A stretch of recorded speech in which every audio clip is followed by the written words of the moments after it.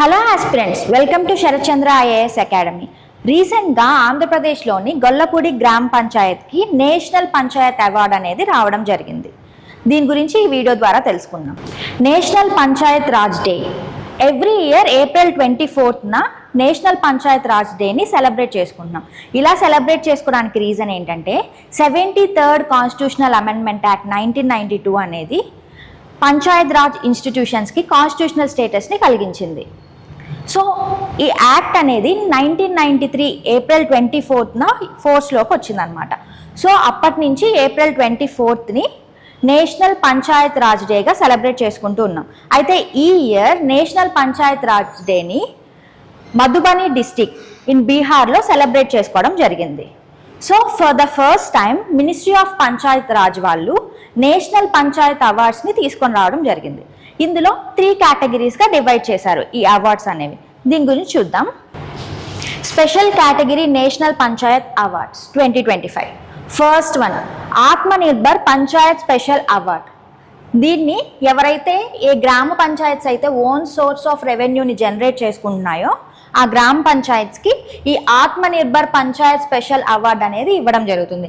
ఇందులో first rank అనేది మల్ గ్రామ్ పంచాయత్, మన తెలంగాణలోని రంగారెడ్డి డిస్టిక్లో ఉన్న మల్ గ్రామ్ పంచాయత్కి ఈ ఆత్మనిర్భర్ పంచాయత్ స్పెషల్ అవార్డు అనేది రావడం జరిగింది.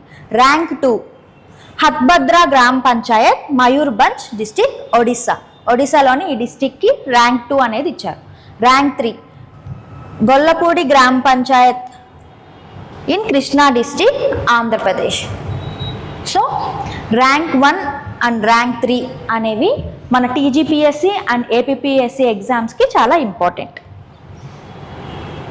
Next one climate action special panchayat award. Second అవార్డ్ని ఎవరైతే net zero emissions and renewable energy వైపు మూవ్ అవుతున్నారో ఆ గ్రామ పంచాయత్స్కి ఈ అవార్డు అనేది ఇవ్వడం జరిగింది.